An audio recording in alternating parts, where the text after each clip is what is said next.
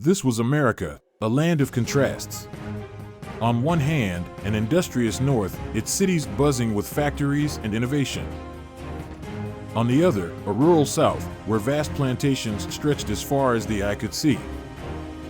But a storm was brewing. A new leader had emerged, Abraham Lincoln. He believed in the Union, the idea that the United States was a single, unbreakable entity. But the southern states had a different vision.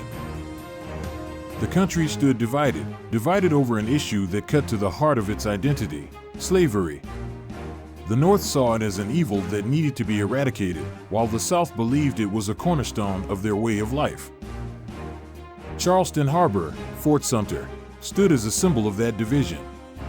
A small island, guarded by Union soldiers, it was an outpost of federal authority in the heart of Confederate territory. As tensions mounted, Major Robert Anderson, a steadfast Union man, found himself in a difficult position. Surrounded by Confederate forces, he had a choice to make: hold onto the fort and defy the growing rebellion, or surrender and appease the South. On a fateful day in April, the silence of the harbor was shattered by the roar of cannons. The Confederates opened fire on Fort Sumter, their artillery shells screaming through the air. For 34 hours, the fort endured an unrelenting storm of iron and fire. The soldiers within, battered and exhausted, fought to hold their ground against overwhelming odds. The battle raged on, but it wasn't just a battle of cannons and gunfire.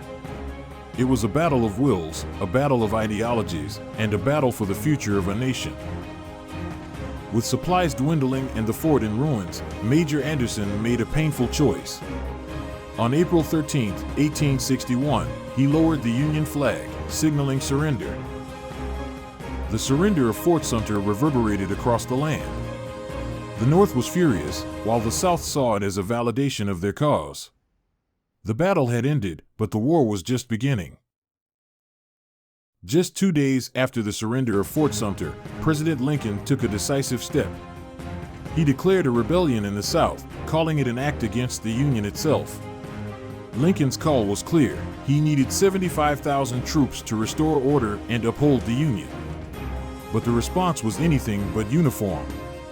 Some states, like Ohio and Indiana, stepped up eagerly, offering to send more troops than requested. However, in the southern states like Tennessee, Kentucky, and Missouri, the call was met with resistance. They refused to send troops, torn between allegiance to their states and the Union. Other states decided to leave the Union after Lincoln's call to arms.